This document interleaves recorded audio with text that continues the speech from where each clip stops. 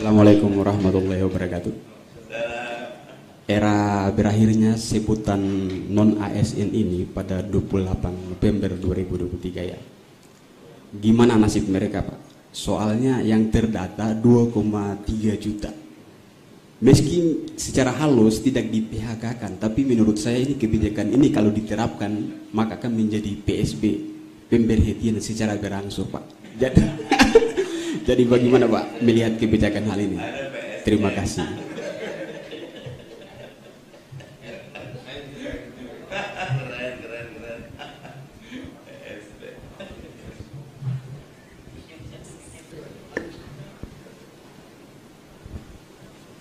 Baik, terima kasih. Saya Freddy dari JPNN. Pertama untuk Pak Gus Pardi dan Pak Dani Sera. Abang berdua mungkin mewakili Komisi 2. Saya ingin pertanyaan, apakah serius merevisi Undang-Undang ASN? Mengapa muncul pertanyaan? Karena sebenarnya sejumlah beberapa tahun yang lalu itu wacana revisi itu sudah dimunculkan, bahkan mentoknya justru di Komisi 2 misalnya, dan bersama juga dengan pemerintah. Desakan dari para honorer itu cukup kencang. Nah, apakah karena menjelang tahun politik lalu kemudian merasa cukup serius untuk melakukan revisi dalam rangka mengakomodasi kepentingan tenaga honorer? Yang kedua, beberapa hari yang lalu saya wawancara beberapa guru honorer yang kebetulan datang di Jakarta untuk mengikuti wisuda Universitas Terbuka. Dan saat itu pengangkatan adalah ijazah SMA dengan gaji sebagai guru honorer di daerah terpencil, saya sebut saja di Sumba Barat Daya NTT, itu ada yang 750, 800 bahkan sejuta untuk per bulan. Sementara volume kerjanya sama dengan guru ASN, memegang kelas juga dan lain sebagainya. Nah, kira-kira dengan mereka menjadi status sarjana, apakah dipikirkan dalam revisi undang-undang ke depan penyesuaian dengan tingkat pendidikan misalnya, sehingga berdampak juga pada peningkatan kesejahteraan mereka? Terima kasih. Tangan dulu. Ya, kita langsung mendengarkan, kita langsung minta tanggapannya dari dari Pak anggota, dari anggota dewan, dari pemerintah juga. Pertama ke Pak Gus Pardi Gaus dulu. Ada beberapa pertanyaan yang memang langsung ke Pak Gus Pardi juga tadi tentang guru, tentang nasib tentang guru di daerah yang mungkin sesuai dengan latar belakang Pak Gus Pardi juga sebagai akademisi, pernah menjadi akademisi. Bagaimana Pak? Iya, ASN dan akademisi. Bagaimana sedikit Pak pandangannya Pak terkait hal ini, dan bisa saya menjawab juga Pak Gus Pardi bagaimana keseriusan Komisi 2 DPR RI? Terima kasih. Bahwa revisi undang-undang itu adalah merupakan hak inisiatif dari DPR Komisi 2. Tidak ada pretensi revisi ini dikarenakan oleh adanya desakan-desakan oleh siapapun. Tetapi itu murni berdasarkan kajian kita ketika itu di Komisi 2. Malah ketika itu pada masa Pak Cahyokumolo masih menjabat sebagai menteri, beliau dari narasi tulisan beliau ketika memaparkan kepada kami, pemerintah agaknya keberatan ketika itu. Tetapi berdasarkan berjalannya waktu, kemudian kita lakukan kajian, pendalaman, diskusi, pendekatan, akhirnya pihak pemerintah menyetujui terhadap perevisian itu. Jadi semata-mata ini merupakan kajian yang mendalam karena memang banyak hal yang perlu kita lakukan penguatan terhadap beberapa institusi.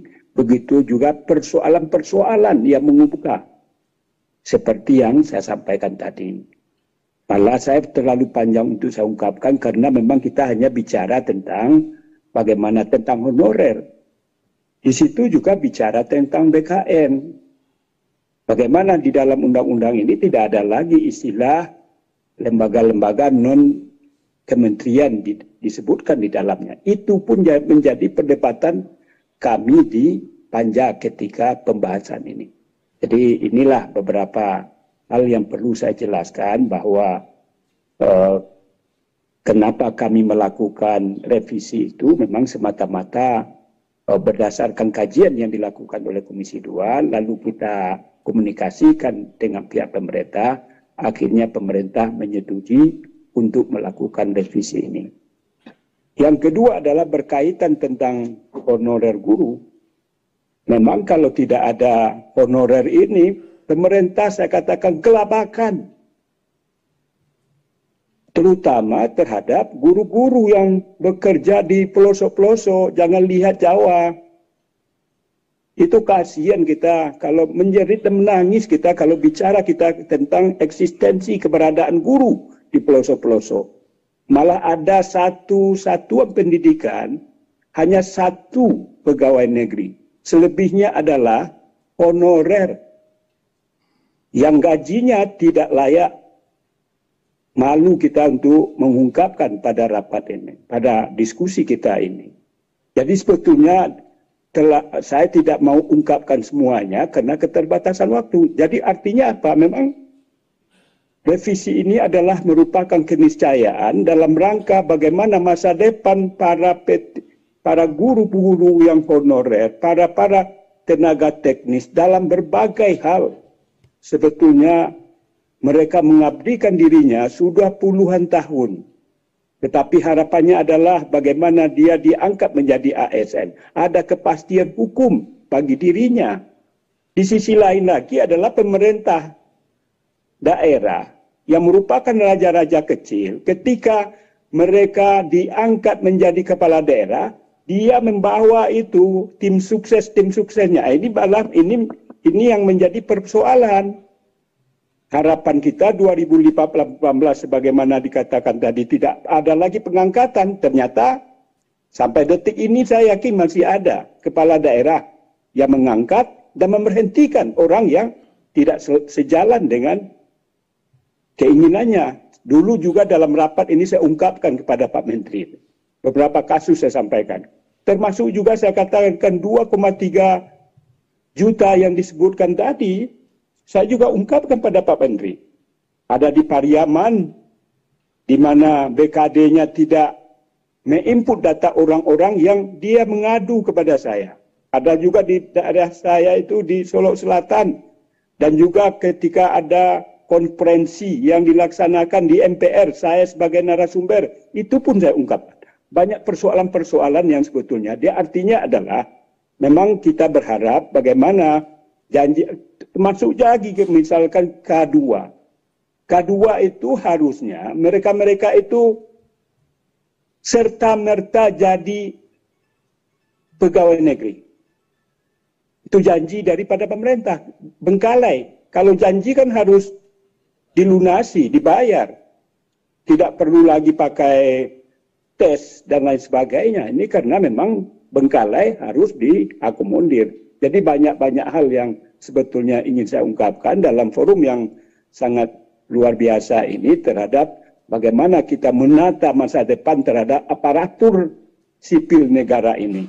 Memang di satu sisi lagi tentu kita berharap bahwa kualitas dari mereka-mereka yang diakomodir juga sebagaimana paparan tadi. Sebetulnya saya kemarin di PPSDM di Baso, di Kementerian Dalam Negeri sebagai narasumber, ini pun juga saya sampaikan persoalan-persoalan ASN ini juga tidak sederhana, di mana misalkan masalah pelayanan, masalah birokrasi dan lain sebagainya.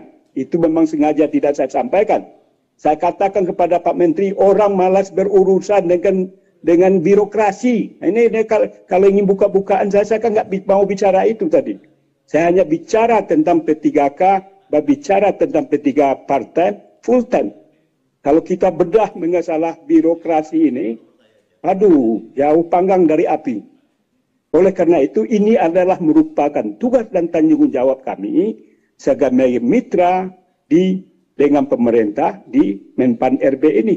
Bagaimana ke depan kita perlu melakukan pembenahan-pembenahan birokrasi, pembenahan-pembenahan aparatur, pembenahan-pembenahan hal-hal yang berkaitan terhadap pelayanan kepada masyarakat dan lain sebagainya. mudah-mudahan dengan adanya revisi undang-undang ini, kita berharap ada perbaikan ke arah sebagaimana harapan daripada masyarakat, baik tentang honorer, mengenai pelayanan, begitu juga kesejahteraan dan lain sebagainya. Barangkali demikian, terima kasih. Assalamualaikum warahmatullahi wabarakatuh.